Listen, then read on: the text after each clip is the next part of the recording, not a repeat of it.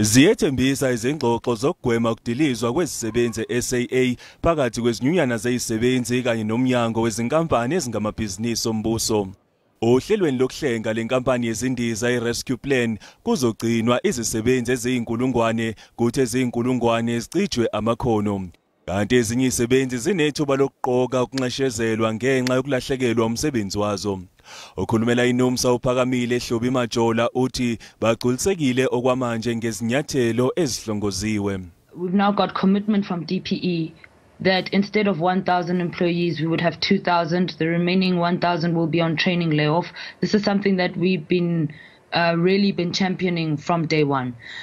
With respect to the voluntary severance packages, one of the things that we have managed to negotiate through our bilaterals with the DPE is, for example, the fact that employees will receive outstanding back pay due to them as a result of the 5.9% wage increase, which we had secured last year following the strike.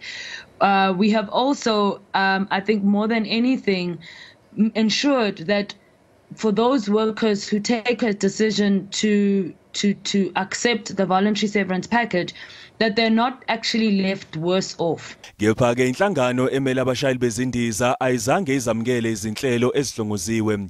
Umnyango wezinkampani ezingamabhizinisi ombuso uthi izingxoxo ziyaqhubeka. They are not opposed to what has been decided at the leadership consultative forum, which they were part of. So they are not opposed to the VSP being extended to the employees which will include their members. But they did indicate that they would like to further consult with the business rescue practitioners about certain issues that they might have. So that we will leave to them to have that consultation as they requested with the business rescue practitioners. Umengameli weCabin Crew South Africa uthi uhlelo olusha kuzofanele liqede ngezikhulu kanye nebhodi eliholele kulesimo.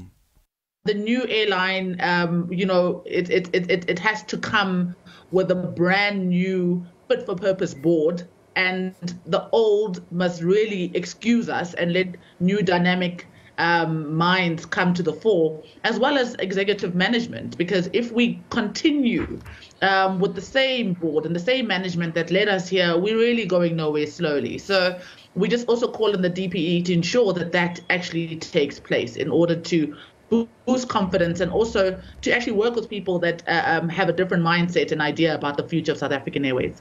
Kulindeleke ukuthi kubanjwe umhlangano mhla zi-14 kwephezulu lapho zonke izinhlaka ezigweledwa yi-SAA zizohlanganisa khona amakhanda okunquma malungana nohlelo olubekiwe ukuhlenga lenkampani. Uma liphumelela lolu hlelo, uhulumeni uyobe seqhamuka nokuthi izovelaphi imali yokuvuselela lenkampani, ngokunjalo nohlelo lokusebenza kwezinhlaka ezizobamba iqhaza ukulawula inkampani entsha.